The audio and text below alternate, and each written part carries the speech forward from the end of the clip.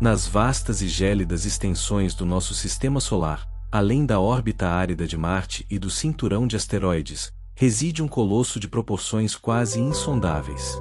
Júpiter não é apenas um planeta, é um mundo que moldou o destino de todo o nosso sistema planetário. Com uma massa equivalente a 318 vezes a massa do planeta Terra e um volume capaz de abrigar mais de 1.300 terras em seu interior, este gigante gasoso atua como monarca incontestável do nosso panteão planetário, orbitando a uma distância média de aproximadamente 778 milhões de quilômetros do Sol. Para compreendermos a magnitude e a importância de Júpiter, precisamos viajar no tempo, recuando cerca de 4 bilhões e 600 milhões de anos, até os primórdios da nossa vizinhança cósmica. A formação do Sistema Solar é melhor explicada pela hipótese nebular. Esta teoria foi inicialmente proposta pelo filósofo Immanuel Kant no ano de 1755, e posteriormente desenvolvida de forma matemática pelo astrônomo e matemático Pierre-Simon Laplace em 1796. Laplace foi uma figura central na história da ciência, frequentemente chamado de o Newton francês, pois suas equações celestes provaram que o sistema solar era um mecanismo estável. A hipótese nebular postula que o Sol e os planetas se formaram a partir do colapso gravitacional de uma nuvem molecular gigante composta de gás e poeira. Dentro deste disco protoplanetário giratório, as condições eram extremas. Perto do jovem Sol, as temperaturas passavam facilmente dos 1000 graus Celsius, vaporizando qualquer elemento leve. No entanto, além de uma fronteira invisível conhecida como linha de gelo ou linha de neve, localizada a cerca de 750 milhões de quilômetros do Sol, onde as temperaturas caem drasticamente para cerca de 150 graus Celsius negativos, compostos como água, amônia e metano puderam congelar e formar grãos sólidos. Foi exatamente nessa região rica em gelo que a semente de Júpiter foi plantada. O modelo científico mais aceito para sua formação é o modelo de acreção de núcleo. Partículas microscópicas de gelo e poeira colidiram e grudaram umas nas outras, um processo impulsionado por forças eletrostáticas. Com o tempo, esses aglomerados cresceram para formar rochas, depois pedregulhos e, eventualmente, planetesimais com quilômetros de diâmetro. A atração gravitacional ditou os próximos passos. A força gravitacional que rege a atração entre os corpos no universo foi decifrada pelo matemático e físico inglês Isaac Newton na sua obra monumental de 1687. A lei da gravitação universal de Newton estabelece que a força gravitacional é diretamente proporcional ao produto das massas dos corpos e inversamente proporcional ao quadrado da distância entre eles. Em termos discursivos, a força gravitacional é igual à constante gravitacional multiplicada pela massa do primeiro corpo e pela massa do segundo corpo, tudo isso dividido pela distância entre os centros dos corpos elevada ao quadrado. Essa fundação da física clássica explica como o núcleo embrionário de Júpiter, ao atingir uma massa crítica de aproximadamente 10 a 15 vezes a massa da Terra, passou a exercer uma força gravitacional avassaladora no disco ao seu redor. Ao cruzar esse limite de massa, Júpiter iniciou uma fase de acreção gasosa descontrolada. Ele começou a varrer e engolir vorazmente os gases circundantes, primariamente hidrogênio e hélio. O hidrogênio é o elemento químico mais abundante e simples do universo, cujo átomo é composto por um único próton em seu núcleo e um único elétron orbitando. O hélio, o segundo elemento mais leve, é um gás nobre constituído por 2 prótons, 2 nêutrons e 2 elétrons. A composição de Júpiter, formada esmagadoramente por esses 2 elementos, é uma cápsula do tempo intacta da própria nuvem primordial, um testemunho direto da química do início do universo. Mas a história de Júpiter não é estática. Em 2011, pesquisadores desenvolveram um modelo dinâmico da evolução inicial do Sistema Solar conhecido como hipótese da Grande Migração. Estudos confirmados por simulações computacionais complexas de hidrodinâmica sugerem que Júpiter não se formou onde está hoje. Após a sua formação inicial, a interação gravitacional do planeta gigante com o gás remanescente no disco protoplanetário fez com que Júpiter perdesse momento angular e espiralasse para dentro, em direção ao Sol. Júpiter teria migrado até uma distância de cerca de 225 milhões de quilômetros do Sol, aproximando-se da atual órbita de Marte. Esse movimento atuou como um trator cósmico, varrendo ou destruindo muitos dos planetesimais na região do Sistema Solar interno, o que explica, por exemplo, por que o planeta Marte é muito menor do que as previsões teóricas sugeriam que deveria ser. A destruição no sistema interno só foi interrompida graças à formação de Saturno. À medida que o núcleo de Saturno cresceu e capturou seu próprio gás, os dois gigantes gasosos entraram em uma ressonância orbital gravitacional. Essa dança matemática travou o movimento de ambos e inverteu a direção da migração, puxando Júpiter de volta para as margens externas do Sistema Solar, permitindo que a Terra e os outros planetas rochosos se formassem nos destroços deixados para trás. Júpiter, desde o início, foi o arquiteto da nossa existência. Mergulhando além das nuvens espessas e turbulentas que adornam a face visível de Júpiter, deparamo-nos com um ambiente extremo que desafia a nossa compreensão terrestre sobre os estados da matéria. Diferentemente da Terra, Júpiter não possui uma superfície sólida onde uma sonda espacial pudesse pousar. À medida que se desce em direção ao centro do planeta, o gás hidrogênio que compõe a maior parte de sua atmosfera torna-se cada vez mais denso. A transição não é abrupta, mas sim um contínuo espessamento onde o gás gradualmente se comprime até adquirir a densidade e o comportamento de um líquido, um fenômeno contraintuitivo impulsionado por forças colossais. Para entender as dinâmicas do interior profundo de Júpiter, é imperativo compreender a física da pressão. A pressão é uma grandeza física fundamental, definida classicamente como a magnitude da força aplicada perpendicularmente a uma superfície, dividida pela área sobre a qual essa força é distribuída. O físico e matemático francês Blaise Pascal, cujos estudos no século XVII fundamentaram a hidrodinâmica e a hidrostática modernas, dá nome à unidade padrão de pressão no Sistema Internacional de Unidades. Na Terra, ao nível do mar, experimentamos o equivalente a uma atmosfera de pressão.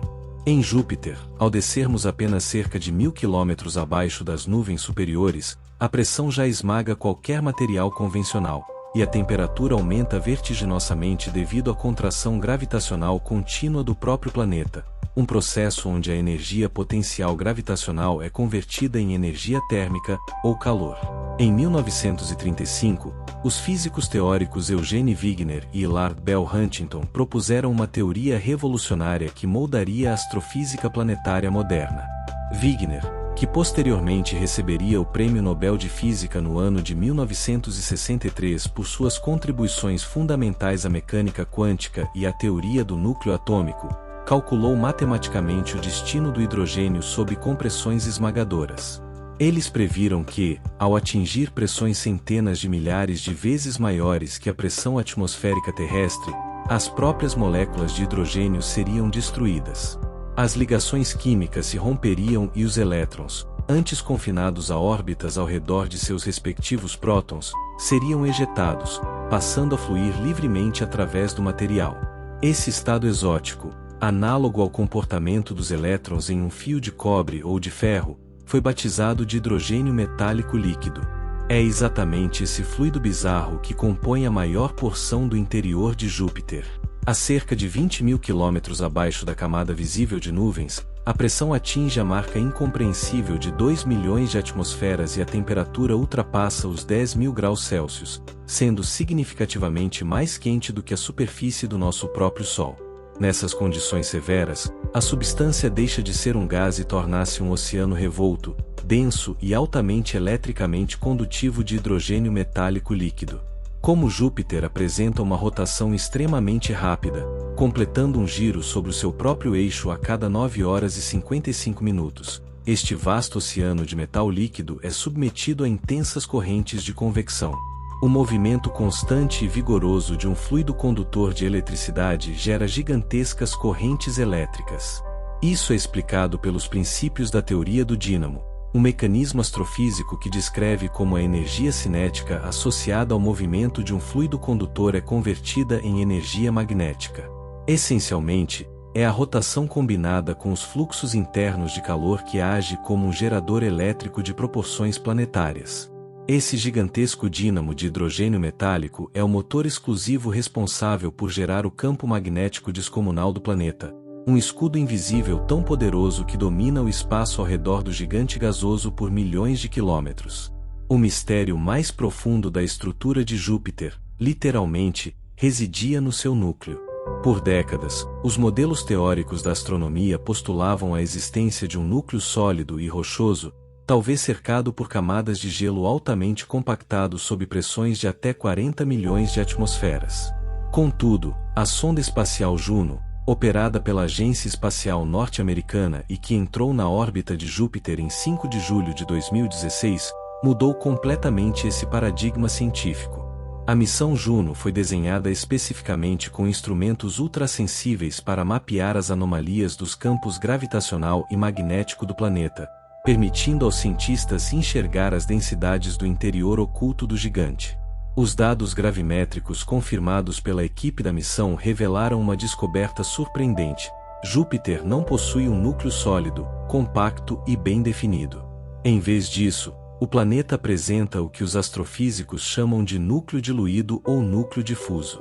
Trata-se de uma vasta região central expandida, englobando até metade do raio total do planeta, onde elementos pesados, rochas derretidas e gelos primordiais estão gradualmente dissolvidos e misturados no oceano fervente de hidrogênio metálico. Estudos recentes sugerem que essa estrutura diluída e fragmentada pode ser a cicatriz remanescente de um impacto cataclísmico frontal com um embrião planetário maciço, possivelmente do tamanho do planeta Urano, ocorrido nos estágios caóticos iniciais da juventude do Sistema Solar, um evento violento que quebrou e misturou para sempre o coração rochoso original de Júpiter. Erguendo-nos do oceano metálico e incandescente em direção às camadas superiores do planeta, encontramos o espetáculo visual mais icônico do Sistema Solar, a caótica e incansável atmosfera de Júpiter. Visível da Terra através de telescópios como um disco listrado por faixas coloridas, a atmosfera jupiteriana é um laboratório formidável de meteorologia extrema e dinâmica de fluidos.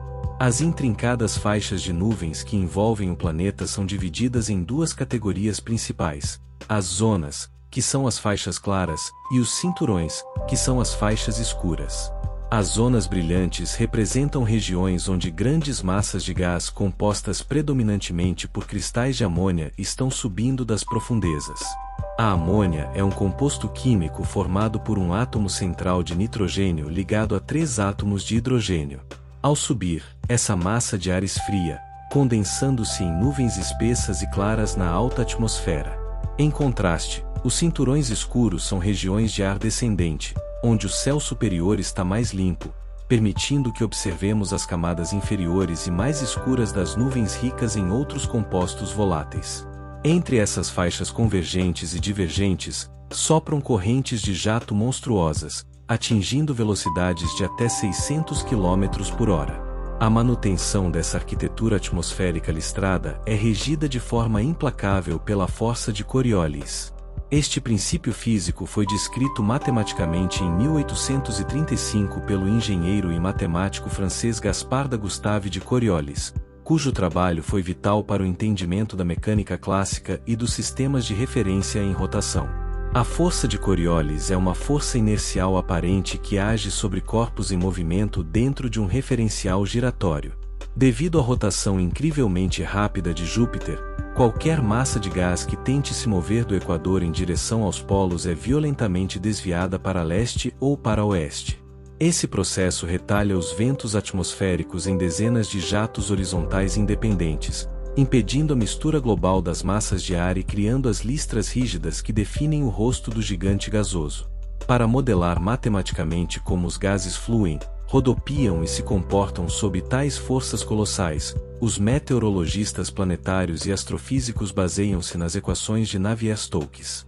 Desenvolvidas de forma independente pelo engenheiro francês Claude-Louis Navier em 1822, e aperfeiçoadas pelo matemático e físico irlandês George Gabriel Stokes em 1845, cujas contribuições conjuntas se tornaram a fundação da hidrodinâmica moderna. Essas equações complexas governam o movimento determinístico dos fluidos viscosos. Em termos discursivos, A equação fundamental de Navier-Stokes estabelece que a taxa de variação da velocidade de um pequeno elemento de fluido é diretamente proporcional à soma das forças de pressão que atuam sobre suas fronteiras, mais as forças de atrito interno geradas pela viscosidade molecular, somadas a quaisquer forças corporais externas de longo alcance, como a poderosa gravidade do planeta. A resolução caótica e turbulenta dessas forças, operando continuamente na fronteira entre os cinturões e as zonas de Júpiter, origina ciclones e anticiclones colossais. O mais famoso desses redemoinhos é a Grande Mancha Vermelha. Trata-se de uma tempestade anticiclônica monumental, um sistema de altíssima pressão posicionado no hemisfério sul do planeta, onde os ventos giram no sentido anti-horário, impulsionados em suas bordas externas a rajadas que ultrapassam os 430 km por hora. O tamanho dessa tormenta é intimidador, estendendo-se atualmente por mais de 16.000 km de diâmetro no seu eixo mais longo. A mancha é suficientemente larga para engolir o planeta Terra inteiro com enorme folga. Historicamente, a descoberta da mancha é frequentemente atribuída ao astrônomo italiano Giovanni Domenico Cassini no ano de 1665. Cassini foi uma das mentes mais brilhantes do século XVII. Como primeiro diretor do Observatório de Paris, ele mediu precisamente a paralaxe de Marte, determinou a rotação de vários planetas e descobriu 4 satélites de Saturno, ajudando a estabelecer a verdadeira escala física do Sistema Solar. A contínua observação da mancha ao longo de quase 4 séculos evidencia uma longevidade atmosférica assustadora, muito distante do comportamento dos furacões terrestres que se dissipam em semanas ou dias ao entrarem em contato com massas de terra. O tom de tijolo vibrante que dá nome à tempestade permaneceu um quebra-cabeça na pesquisa astronômica, até experimentos recentes revelarem as prováveis reações envolvidas. Estudos laboratoriais confirmados pela Agência Espacial Norte-Americana indicam que a cor vermelha não surge de compostos profundos emergindo das trevas, mas nasce na estratosfera iluminada de Júpiter, no próprio teto da tempestade. Os ventos verticais ascendentes da Grande Mancha funcionam como um elevador, transportando gases simples como o hidrosulfeto de amônio e o acetileno. O acetileno é um gás hidrocarboneto altamente reativo, classificado na química orgânica como um alcino, formado estruturalmente por 2 átomos de carbono interligados por uma ligação tripla forte, acompanhados de 2 átomos de hidrogênio em suas extremidades. Quando essas substâncias químicas atravessam o topo visível das nuvens e atingem altitudes rarefeitas extremas, elas são impiedosamente bombardeadas pela radiação ultravioleta emitida pelo Sol. Essa radiação possui energia suficiente para quebrar as ligações moleculares originais, catalisando uma reação fotoquímica agressiva que sintetiza novos hidrocarbonetos complexos poliméricos. São esses subprodutos finais, chamados de cromóforos, que absorvem os comprimentos de onda azuis da luz solar, refletindo furiosamente os tons avermelhados de volta para os nossos telescópios. A compreensão contemporânea sobre esse monstro meteorológico foi drasticamente aprimorada pelos voos rasantes da sonda Juno nos últimos anos. Empregando um sofisticado radiômetro de micro-ondas projetado para escrutinar comprimentos de onda invisíveis aos olhos humanos através das nuvens opacas de amônia, os cientistas mapearam as raízes invisíveis da tempestade. As leituras publicadas provaram que a base rotativa da Grande Mancha Vermelha mergulha surpreendentemente a mais de 500 km de profundidade na atmosfera de Júpiter. Essa extensão vertical é assombrosa, alcançando 100 vezes a profundidade do fundo dos oceanos terrestres, operando em regiões obscuras onde não existe a luz do Sol e a densidade se aproxima de um estado líquido formidável. Tais evidências indicam que os fluxos de calor ascendentes colossais, gerados nas zonas mais extremas próximas ao núcleo diluído de Júpiter, como citado anteriormente na análise do interior do planeta, são o verdadeiro motor de energia inesgotável responsável por manter a fúria da Grande Mancha Vermelha alimentada e viva por séculos. A vasta esfera de influência gravitacional de Júpiter abriga um verdadeiro sistema planetário em miniatura, contendo quase 100 luas confirmadas, além de um delicado e pálido sistema de anéis. O reinado do gigante não termina em suas nuvens turbulentas, estendendo-se por dezenas de milhões de quilômetros no vácuo espacial. Diferente dos anéis brilhantes e majestosos de gelo espesso de Saturno, Os anéis de Júpiter são escuros e quase invisíveis. A primeira confirmação direta de sua existência só ocorreu em março de 1979, capturada pelas lentes da sonda espacial Voyager 1. A missão Voyager 1, lançada pela Agência Espacial Norte-Americana em 1977, foi um divisor de águas na exploração do Sistema Solar Exterior e detém o título de ser a primeira sonda humana a cruzar a heliopausa e entrar no espaço interestelar, enviando dados inestimáveis sobre os planetas gigantes. Ao contrário de outros sistemas, os anéis jovianos são compostos majoritariamente por poeira finíssima de silicatos em vez de gelo. Silicatos são minerais formados estruturalmente pela combinação de silício e oxigênio, sendo os principais constituintes da crosta dos planetas rochosos. O silício é um elemento químico metalóide incrivelmente abundante, com 14 prótons no seu núcleo. Os astrofísicos descobriram que a poeira que forma os anéis de Júpiter é o resultado constante de detritos ejetados por impactos microscópicos de meteoritos na superfície das pequenas luas rochosas mais internas do gigante, especificamente Metis e Adrastea. Expandindo nosso olhar para fora dos anéis, deparamo-nos com os mundos colossais que circundam o planeta. A compreensão desses corpos celestes começou com o astrônomo, físico e engenheiro italiano Galileu Galilei, uma das mentes mais revolucionárias da história humana e muitas vezes chamado de o pai da ciência moderna e da astronomia observacional. Em janeiro de 1610, ao apontar um telescópio rudimentar de fabricação própria para o céu noturno, Galileu observou 4 pequenos pontos de luz que não acompanhavam as estrelas de fundo, mas dançavam ininterruptamente ao redor de Júpiter.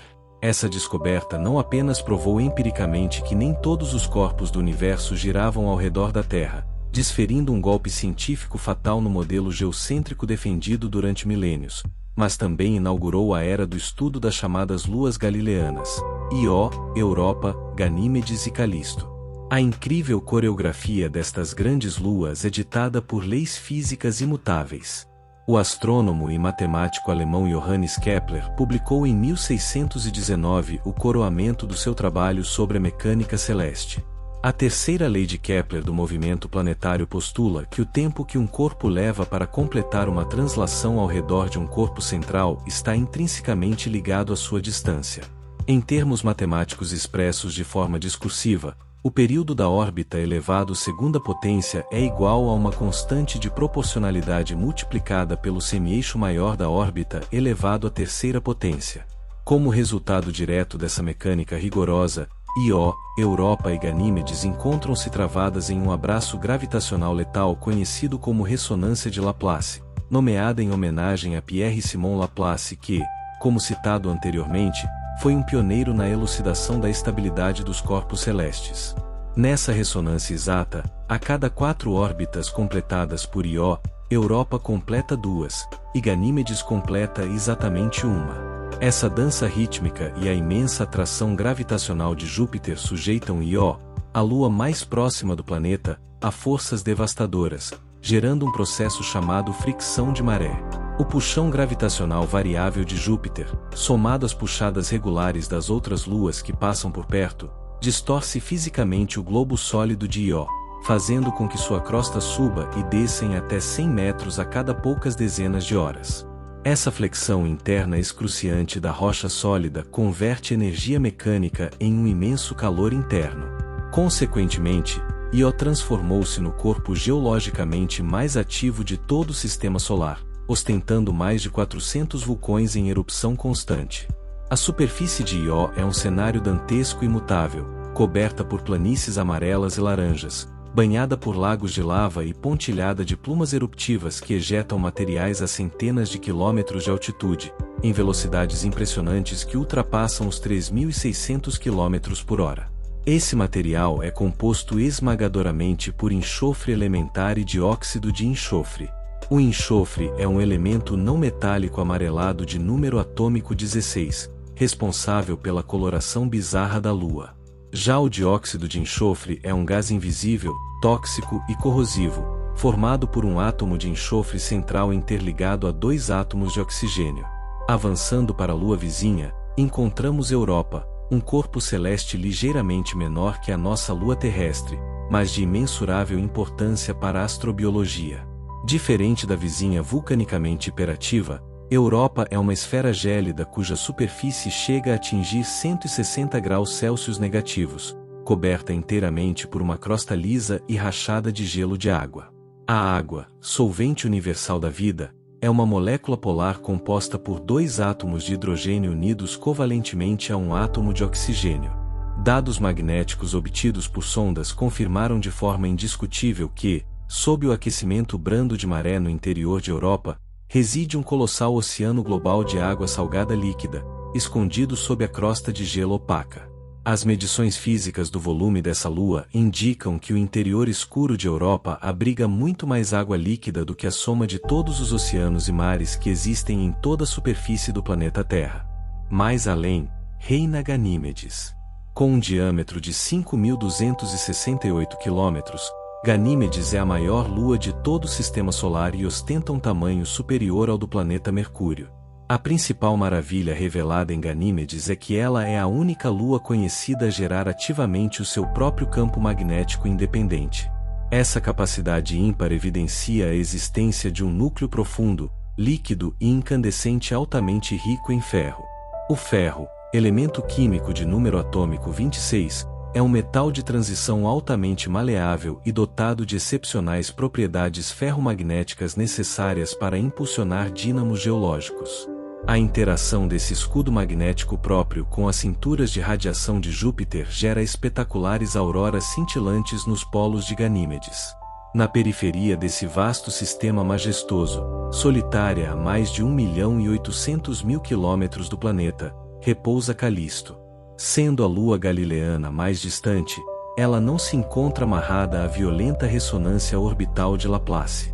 Calisto não experimenta flexões e fricções de maré de maneira expressiva e, devido a isso, encontra-se morta e geologicamente inativa desde a infância do universo. Como resultado, sua crosta gelada é o objeto que mais ostenta crateras em todo o Sistema Solar, não tendo oceanos de lava ou fissuras aquáticas para apagar ou remodelar suas cicatrizes estelares antigas.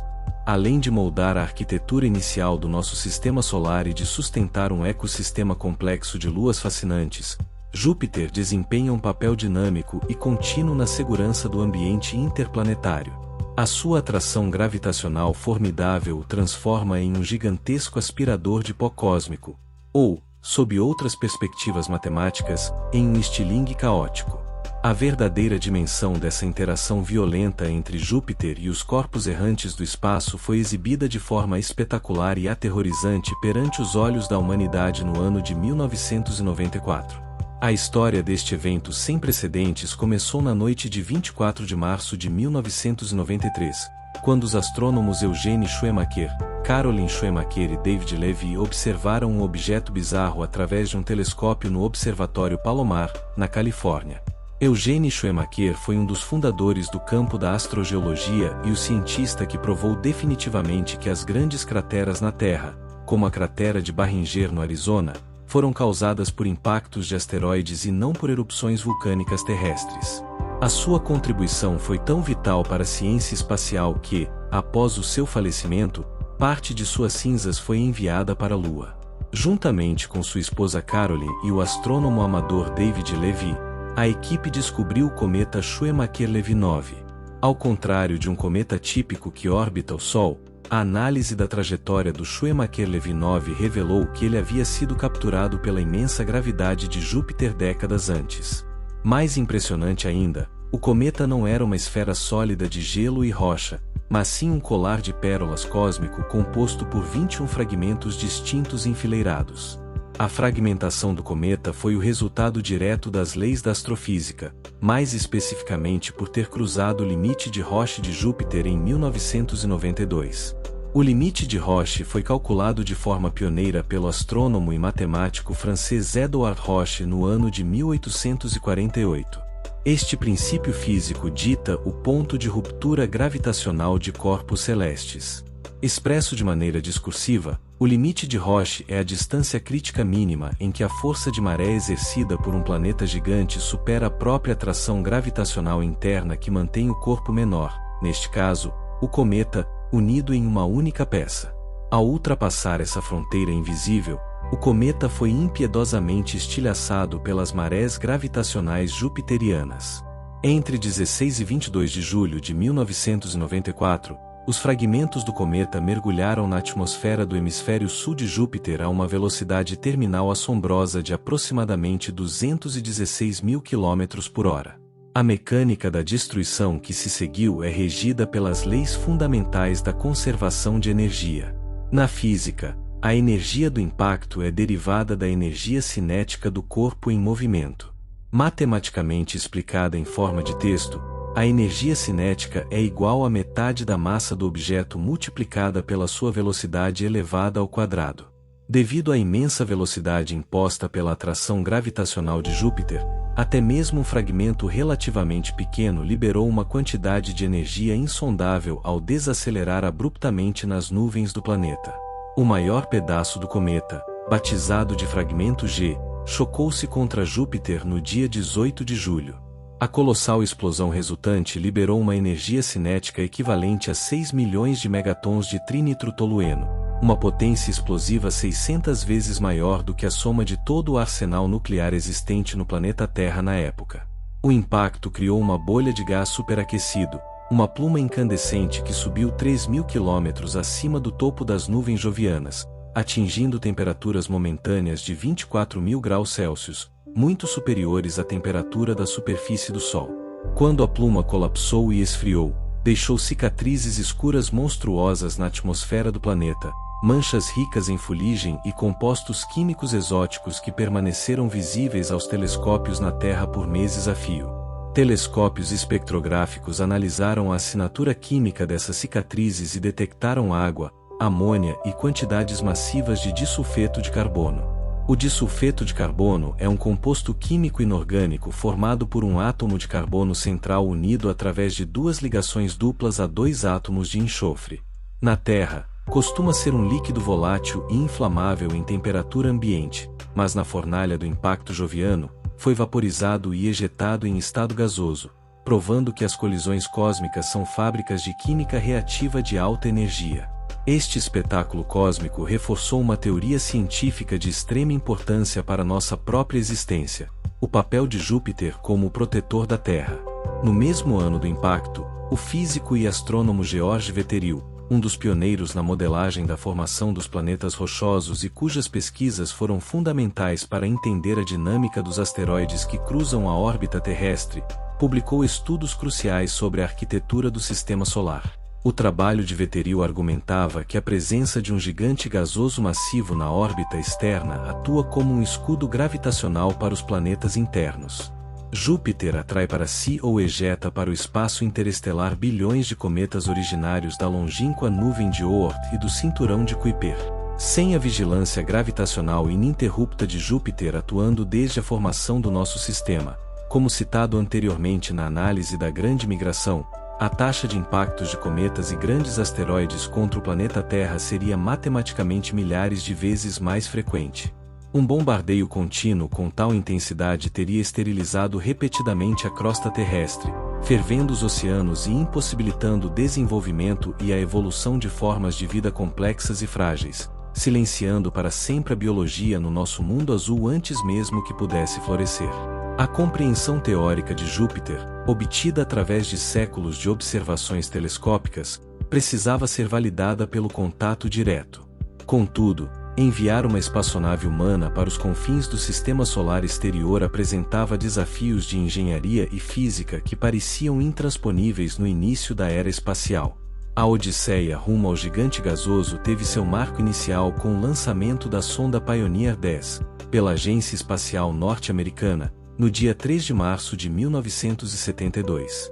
Esta missão fez história ao ser o primeiro artefato fabricado pelo homem a atravessar o temido cinturão de asteroides, uma vasta região de destroços rochosos localizada entre as órbitas de Marte e Júpiter.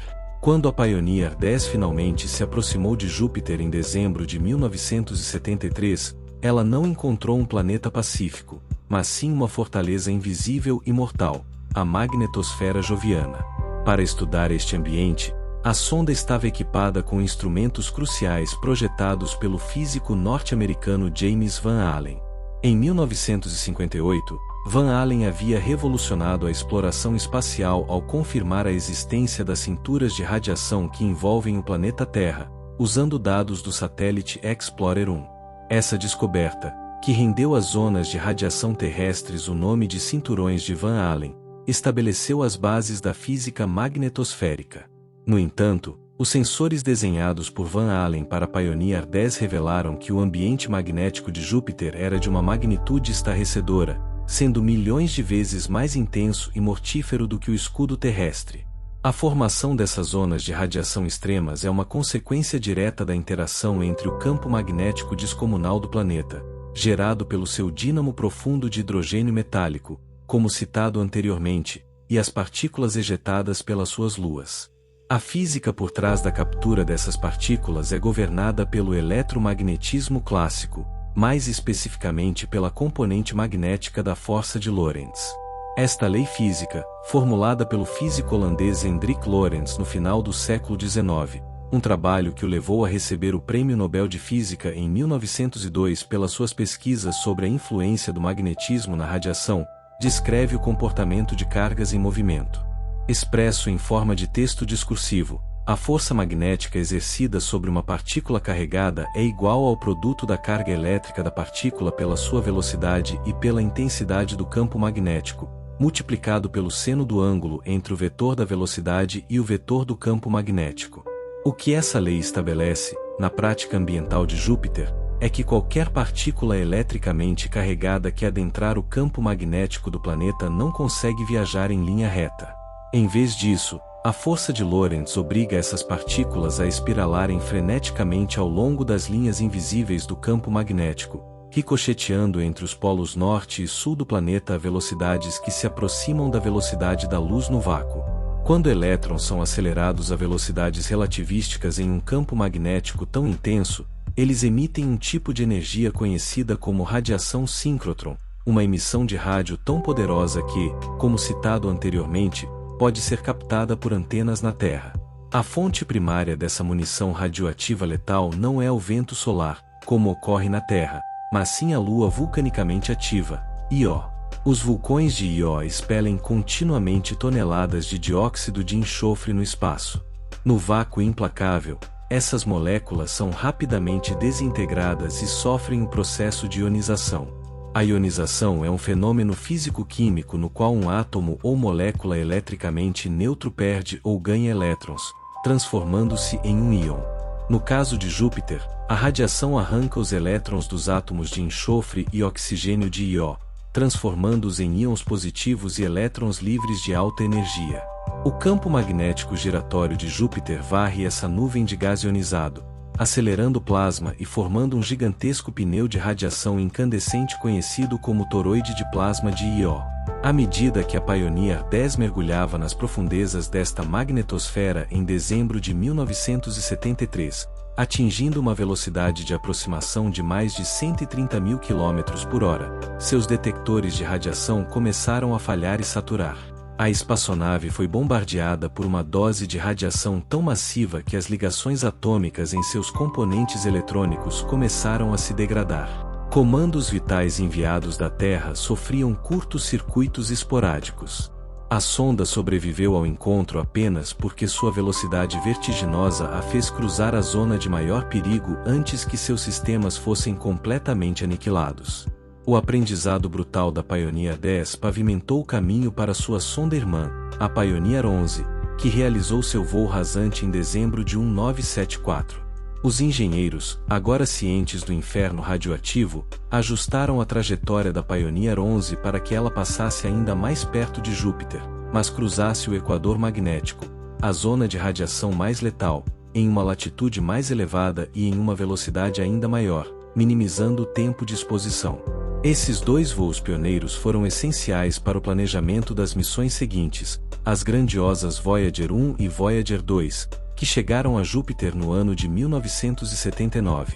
Sabendo da severidade do ambiente, as sondas Voyager foram construídas com blindagens pesadas de titânio. O titânio é um elemento químico metálico de transição de número atômico 22, notável por sua excepcional relação entre alta resistência mecânica e baixa densidade, além de possuir uma excelente resistência à corrosão, características que o tornam um material definitivo para a engenharia aeroespacial e para a proteção de componentes eletrônicos sensíveis no vácuo irradiado. Graças a essas fortificações físicas e à experiência prévia das missões Pioneer, as sondas Voyager conseguiram operar no coração do sistema joviano, capturando as primeiras fotografias em alta resolução das tempestades, confirmando a vulcanologia de Io e revelando o oceano de gelo de Europa, mudando para sempre a nossa percepção sobre o sistema solar.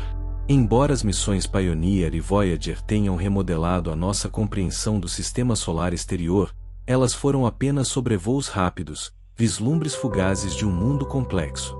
Para decifrar os segredos duradouros de Júpiter, a ciência precisava de uma espaçonave que pudesse permanecer no sistema, orbitar o planeta e investigar a sua atmosfera através do contato direto.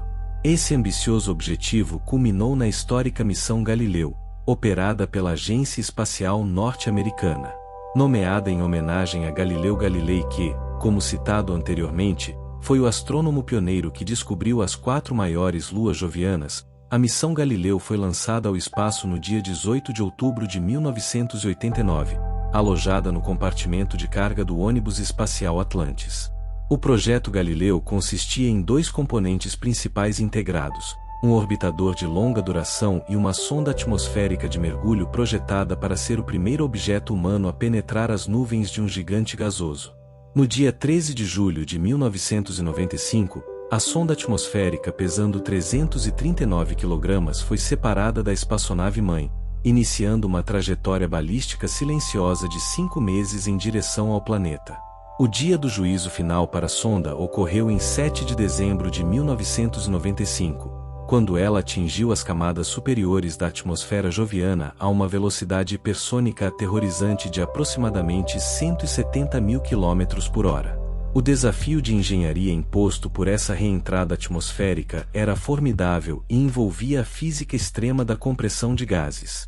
Contrariando a crença popular, o aquecimento devastador sofrido por uma espaçonave ao reentrar não é causado primariamente pelo atrito superficial com o ar, mas sim pelo fenômeno de compressão adiabática governado pelas leis da termodinâmica.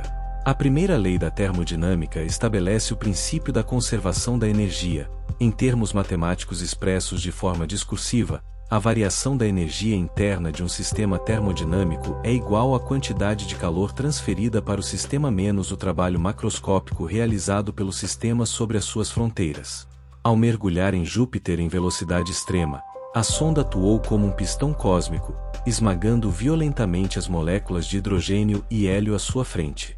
Esse gás comprimido não tinha tempo hábil para transferir calor e se dissipar, resultando em um aumento exponencial de temperatura que envolveu a sonda em um plasma superaquecido alcançando os assustadores 16.000 graus Celsius, uma temperatura quase 3 vezes mais quente do que a superfície do nosso Sol. Para sobreviver a este inferno de plasma por tempo suficiente para implantar seus paraquedas, a sonda foi revestida com um espesso escudo térmico ablativo feito de material fenólico de carbono. O carbono é o elemento químico essencial para a vida, com o número atômico 6, pertencente ao grupo 14 da tabela periódica, notável pela sua capacidade de formar 4 ligações covalentes simultâneas e estruturas altamente estáveis.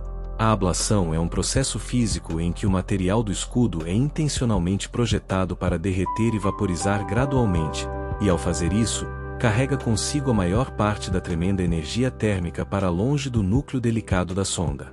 Após sobreviver à desaceleração mais violenta já experimentada por uma sonda humana, sofrendo forças de 228 vezes a gravidade terrestre, a sonda ejetou seu escudo térmico incandescente e começou a sua descida suspensa por paraquedas, enviando os primeiros dados diretos in loco da química joviana. O que os espectrometros de massa detectaram imediatamente abalou os modelos científicos pré-estabelecidos. Os pesquisadores esperavam encontrar uma atmosfera global abundante em vapor de água, mas os dados revelaram um ambiente excessivamente seco. Hoje, sabemos que a sonda teve o azar estatístico de mergulhar exatamente em um ponto quente joviano, uma clareira climática onde as correntes de ar são fortemente descendentes, criando um deserto atmosférico livre de nuvens espessas, muito semelhante à dinâmica que forma os desertos secos do Saara na Terra. Além da surpreendente secura, a sonda mediu com altíssima precisão os níveis dos gases nobres, uma descoberta que reescreveu a história de Júpiter. Gases nobres são os elementos do grupo 18 da tabela periódica, caracterizados por possuírem a sua camada de valência eletrônica completa, o que os torna quase totalmente inertes e incapazes de reagir quimicamente com outras substâncias. A sonda mediu os isótopos de 3 gases nobres pesados: o argônio, um gás incolor com número atômico 18, o criptônio, de número atômico 36, e o xenônio, o mais pesado dos 3, com número atômico 54. Os dados da Galileu confirmaram que esses elementos estavam presentes em concentrações quase 3 vezes maiores do que as encontradas no Sol. Isso foi uma descoberta científica monumental. Como esses gases pesados só podem ser aprisionados em estado sólido em temperaturas abissais, abaixo de 240 graus Celsius negativos, a sua abundância extrema sugeriu que Júpiter deve ter acumulado vastas quantidades de planetesimais ultracongelados do distante cinturão de Kuiper, ou que o próprio planeta iniciou a sua formação muito mais longe do Sol do que se imaginava, como citado anteriormente nas teorias de migração planetária. Enquanto a sonda descia cada vez mais fundo nas entranhas de Júpiter, ela também notou uma deficiência misteriosa de hélio e neônio. O neônio é outro gás nobre leve, com número atômico 10. A física teórica explicou essa anomalia. Nas profundezas de pressão esmagadora do interior de Júpiter, as temperaturas não são suficientes para manter o hélio e o hidrogênio misturados. Ocorre uma separação de fases, onde gotículas de hélio se condensam e caem em direção ao centro do planeta, como uma constante e invisível chuva de hélio. O neônio, por sua vez, dissolve-se facilmente nessas gotas de hélio pesado, sendo arrastado para fora da atmosfera superior juntamente com a chuva, explicando perfeitamente por que a sonda detectou tão pouco desses elementos nas nuvens altas. A valente sonda Galileu transmitiu ininterruptamente durante 58 minutos, mapeando ventos de até 650 km por hora em regiões escuras onde não existia luz solar para impulsionar a meteorologia. A cerca de 156 km abaixo do topo visível das nuvens, a sonda encontrou o seu limite estrutural. Nesse ponto, a pressão atmosférica atingiu a esmagadora marca de 22 atmosferas, equivalente a estar submerso a 220 metros de profundidade em um oceano terrestre, e a temperatura subiu para escaldantes 153 graus Celsius. Sob esse calor intenso e pressão extrema, os transmissores começaram a derreter e calaram-se para sempre. Nas horas seguintes, conforme afundava no fosso infinito de Júpiter, a temperatura continuou a aumentar vertiginosamente.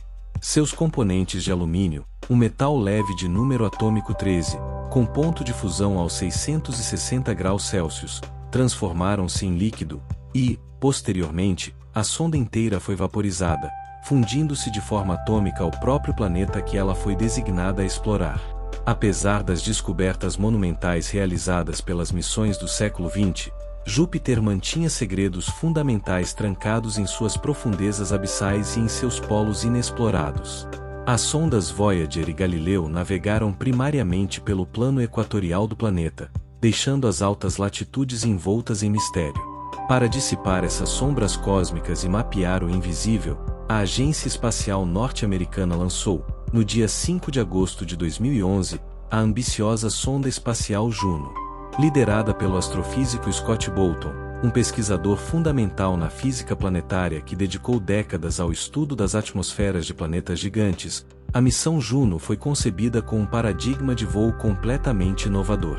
Em vez de adotar uma órbita circular e constante como a da sonda Galileu, Juno foi injetada, em 4 de julho de 2016, em uma órbita polar altamente elíptica.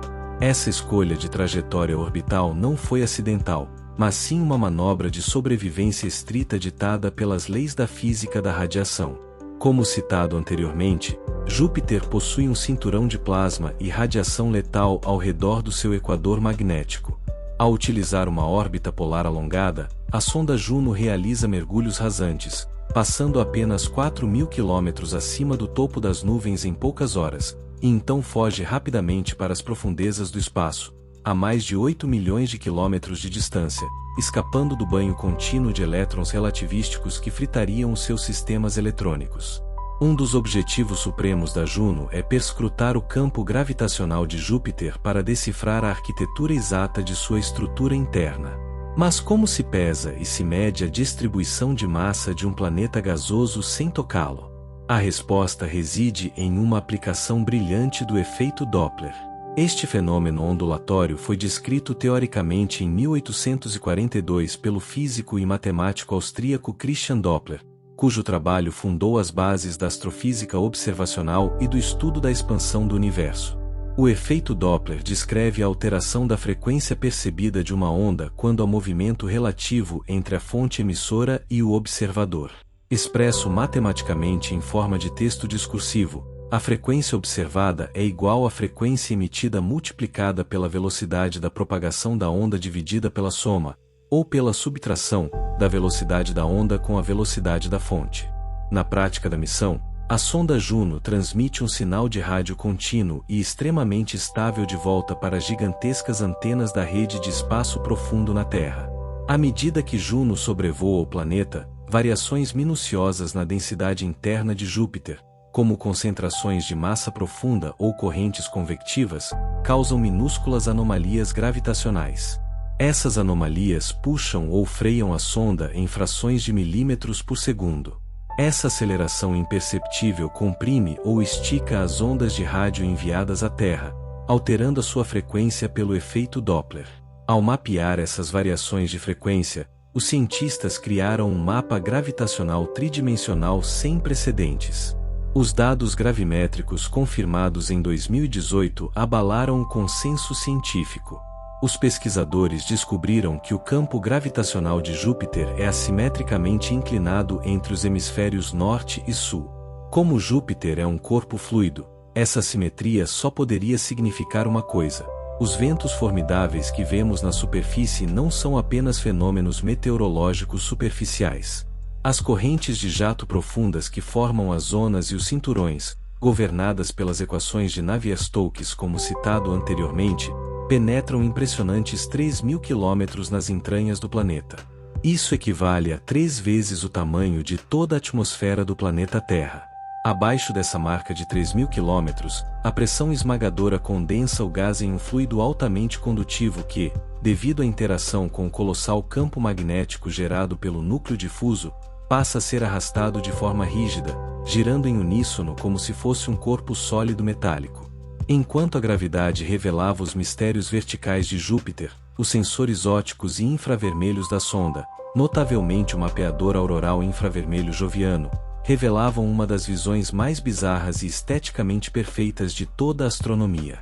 Ao voar diretamente sobre os polos norte e sul do planeta, regiões que nunca haviam sido observadas pela humanidade, a Juno capturou agrupamentos de ciclones gigantescos, arranjados em formações geométricas surpreendentemente simétricas.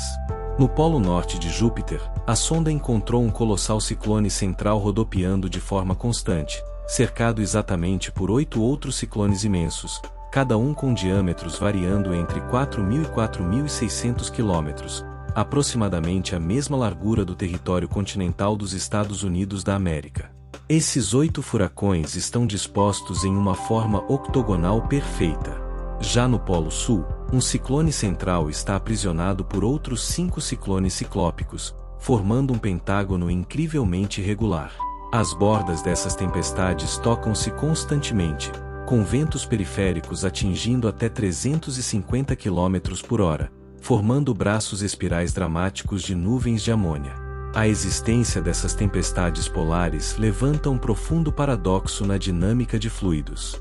Na Terra, furacões e tufões costumam se fundir quando se aproximam muito uns dos outros, absorvendo o momento angular e formando um sistema ainda maior. Então, por que os ciclones polares de Júpiter permanecem distintos, sem nunca se fundirem ou se dissiparem ao longo de todos os anos de observação da missão Juno? A estabilidade deste polígono tempestuoso é explicada por um princípio da meteorologia planetária conhecido como o efeito beta, intimamente ligado às ondas de Rossby. As ondas de Rossby foram identificadas teoricamente em 1939 pelo meteorologista sueco-americano Carl Gustaf Rossby, um dos pioneiros na compreensão da circulação atmosférica global de larga escala e das correntes de jato da Terra. Devido à forma esférica de um planeta, a força inercial de Coriolis, que, como citado anteriormente, desvia massas de ar devido à rotação do globo, varia de intensidade dependendo da latitude. Essa variação da força rotacional gera uma força beta. Nos polos de Júpiter, essa força induz os ciclones a derivarem lentamente, criando áreas periféricas de vorticidade anticiclônica, que giram na direção oposta, ao redor de cada tempestade individual. Em suma, cada um desses furacões do tamanho de continentes atua como um ímã meteorológico que empurra seus vizinhos para longe, gerando uma repulsão fluida que aprisiona os furacões em uma rede cristalina inquebrável. Essas observações inestimáveis enviadas pela sonda Juno reescreveram as leis da meteorologia comparada e provaram, mais uma vez, que o ambiente extremo de Júpiter é o mais formidável laboratório de física clássica e termodinâmica de todo o sistema solar, operando em uma escala de energia e precisão matemática que beira o inacreditável. Enquanto as sondas atmosféricas e os orbitadores polares desvendam os segredos da dinâmica de fluidos e da gravidade de Júpiter, uma nova fronteira científica começou a se desenhar, não no gigante gasoso em si, mas na sua formidável comitiva de satélites gelados. Historicamente, a busca por vida fora da Terra baseava-se estritamente no conceito da zona habitável estelar, a faixa de distância orbital ao redor de uma estrela onde a radiação térmica é exata o suficiente para permitir a existência de água líquida na superfície de um planeta rochoso. Contudo, as descobertas das missões Voyager e Galileu, como citado anteriormente, destruíram esse paradigma obsoleto. O calor gerado pela implacável fricção de maré de Júpiter provou que oceanos de água líquida podem existir na escuridão congelada do sistema solar exterior, inaugurando a era dourada da astrobiologia joviana. Para explorar esses mundos aquáticos ocultos, a Agência Espacial Norte-Americana desenvolveu a missão Europa Clipper, lançada ao espaço em outubro de 2024. O alvo primordial desta espaçonave monumental é a Lua Europa. O objetivo central da missão não é detectar micro-organismos diretamente, mas sim realizar um escrutínio rigoroso para determinar se o oceano subglacial de Europa possui os 3 ingredientes fundamentais para a biologia como a conhecemos: água líquida em abundância, elementos químicos essenciais e uma fonte de energia química estável. Para penetrar a espessa e impenetrável crosta de gelo de Europa, que os cientistas estimam ter entre 10 e 25 km de espessura, a Europa Clipper está equipada com um instrumento de radar de penetração profunda. O princípio de funcionamento do radar baseia-se nas leis unificadas do eletromagnetismo, formuladas de maneira pioneira pelo físico e matemático escocês James Clerk Maxwell no ano de 1865. Maxwell publicou a teoria dinâmica do campo eletromagnético, cujas equações fundamentais provaram matematicamente que a eletricidade, o magnetismo e a própria luz são manifestações do mesmo fenômeno físico viajando pelo espaço em forma de ondas. O radar da espaçonave emite pulsos de ondas de rádio de baixa frequência que atravessam o gelo cristalino. Quando essas ondas encontram uma transição abrupta de material, como a fronteira entre o gelo sólido e a água oceânica líquida, que possui uma constante dielétrica consideravelmente diferente, uma fração da energia da onda é refletida de volta para os sensores da sonda. A determinação da profundidade desse oceano é um cálculo derivado da física ondulatória. Expresso em forma de texto discursivo, a profundidade do oceano sob o gelo é igual à velocidade da propagação da onda eletromagnética através do meio multiplicada pelo tempo total de ida e volta do pulso de radar, tudo isso dividido por 2.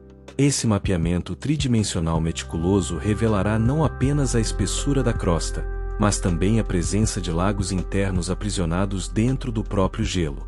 Além da estrutura física, a química do oceano de Europa é vital. Espectrometros a bordo da Clipper farão a varredura da superfície rachada da Lua em busca de sais e compostos orgânicos que emergem das profundezas. As assinaturas espectrais sugerem que esse oceano global é rico em cloreto de sódio e sulfato de magnésio. O cloreto de sódio, que na Terra conhecemos como sal de cozinha comum, é um composto iônico formado pela união de um átomo de sódio, um metal alcalino altamente reativo de número atômico 11, e um átomo de cloro, um gás halogênio tóxico de número atômico 17. A presença de sais dissolvidos em tal magnitude indica que o oceano de Europa interage ativamente com um manto rochoso profundo, possibilitando a existência de fontes hidrotermais no leito marinho alienígena, estruturas geológicas que, na Terra, sustentam ecossistemas inteiros na mais completa ausência de luz solar. Simultaneamente à iniciativa norte-americana, a Agência Espacial Europeia também voltou seus olhos para o reino de Júpiter com a missão JUICE, um acrônimo para Explorador das Luas Geladas de Júpiter. Lançada em 14 de abril de 2023, a sonda JUICE embarcou em uma jornada épica que culminará na sua chegada ao sistema joviano no ano de 2031. Embora JUICE também realize sobrevoos rasantes em Europa e Calisto, o seu prêmio final e o foco principal da sua missão científica é a colossal lua Ganímedes. A escolha de Ganímedes não é acidental. Como citado anteriormente, Ganímedes é a maior lua do Sistema Solar e a única a possuir um campo magnético gerado intrinsecamente. A sonda JUICE entrará em órbita ao redor de Ganímedes em dezembro de 2034, tornando-se a primeira espaçonave da história humana a orbitar a Lua de um outro planeta que não a Terra. Realizar essa manobra de captura orbital ao redor de uma Lua enquanto se está mergulhado no imenso poço gravitacional de Júpiter é um dos desafios mais insanos da astrodinâmica moderna. Para que a captura seja bem-sucedida, a sonda precisa ajustar a sua velocidade com extrema precisão utilizando a mecânica orbital. A física que dita a manutenção de uma órbita estável baseia-se no equilíbrio entre a inércia da sonda e a gravidade do corpo celeste central. Expresso em formato de texto discursivo, a velocidade orbital requerida para que a sonda circunde Ganímedes é igual à raiz quadrada do resultado da constante gravitacional universal multiplicada pela massa de Ganímedes, dividida pelo raio da órbita da espaçonave desde o centro de massa da Lua. Se a sonda estiver rápida demais, ela escapará de Ganímedes e se perderá na órbita de Júpiter. Se estiver lenta demais, ela cairá fatalmente e se chocará contra a crosta de gelo. A sonda JUICE estudará a interação bizarra entre o campo magnético próprio de Ganímedes e a esmagadora magnetosfera de Júpiter, além de investigar o seu próprio oceano subterrâneo, que cientistas postulam estar espremido entre duas vastas camadas de gelo em diferentes estados cristalinos de alta pressão. Juntas, as missões Europa Clipper e JUICE representam o apogeu da curiosidade humana. Elas não buscam apenas responder como Júpiter funciona mecanicamente, mas carregam a mais profunda indagação filosófica e científica da nossa espécie. Estaria a vida confinada à nossa frágil rocha azul, ou a biologia seria um imperativo cósmico, florescendo nas trevas salgadas e aquecidas pelo formidável balé gravitacional do Rei dos Planetas? Ao contemplarmos o colossal e imutável aspecto de Júpiter através dos nossos telescópios modernos, é fácil sucumbir à ilusão de que o Sistema Solar é uma estrutura eterna e estática. Contudo, a astrofísica nos ensina que o cosmos é governado pela flecha implacável do tempo termodinâmico. Para compreendermos o destino final de Júpiter, precisamos olhar para o futuro profundo, projetando-nos bilhões de anos à frente, quando a própria estrela que rege o nosso sistema ditará o cataclismo derradeiro. O destino de Júpiter está inexoravelmente atrelado à evolução estelar do nosso Sol.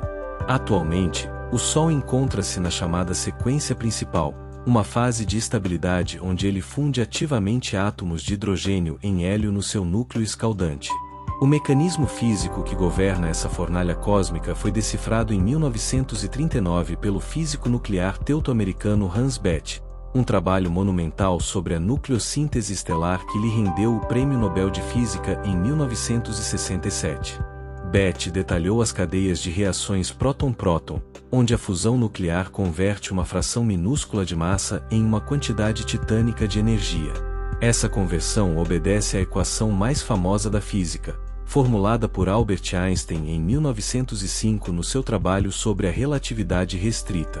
Expressa em forma de texto discursivo, essa lei dita que a energia de repouso de um corpo é igual à sua massa multiplicada pela velocidade da propagação da luz no vácuo elevada à segunda potência. É esse motor nuclear de conversão de massa que mantém o Sol brilhando. No entanto, daqui a aproximadamente 5 bilhões de anos, o Sol esgotará o seu suprimento de hidrogênio central. Sem a pressão da radiação gerada pela fusão para conter o peso esmagador de suas próprias camadas externas, o núcleo solar colapsará sob a força da gravidade e aquecerá drasticamente, acendendo a fusão de hélio em carbono e oxigênio. Esse processo fará com que as camadas exteriores do Sol se expandam violentamente, transformando a nossa estrela amarela em uma estrela supergigante vermelha. O raio do Sol inchará de tal forma que engolirá completamente as órbitas de Mercúrio, de Vênus, e muito provavelmente, a do planeta Terra, transformando o nosso mundo rochoso em um oceano de magma incandescente antes de vaporizá-lo por completo. Durante essa fase apocalíptica da supergigante vermelha, o Sol perderá uma fração significativa da sua massa total através de ventos estelares ultraviolentos. É neste ponto que a física fundamental entra em ação para alterar o destino de Júpiter. Essa dinâmica orbital é regida pela lei da conservação do momento angular, um dos pilares invioláveis da mecânica clássica. Expresso matematicamente em forma discursiva, em um sistema isolado onde não há torques externos aplicados, o produto do momento de inércia do sistema pela sua velocidade angular permanece estritamente constante. Em termos mais diretos aplicados à astrodinâmica, à medida que o Sol perde massa e o seu puxão gravitacional central enfraquece consideravelmente, os planetas sobreviventes devem orbitar mais longe para conservar o seu momento angular original. Consequentemente, Júpiter não permanecerá na sua posição atual. Ele espiralará para longe do Sol moribundo, empurrando a sua órbita dos atuais 778 milhões de quilômetros para talvez além de 1 bilhão e 100 milhões de quilômetros de distância. Mas essa fuga não protegerá o sistema joviano do calor aniquilador. O brilho da supergigante vermelha será milhares de vezes mais intenso do que o do Sol atual. A linha de gelo do Sistema Solar, como citado anteriormente na análise da formação planetária, será empurrada para além da órbita do planeta Netuno.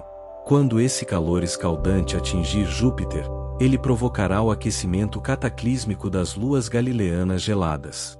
A termodinâmica das transições de fase ditará que o gelo de água que recobre a Europa, Ganímedes e Calisto absorverá imensas quantidades de calor latente de fusão.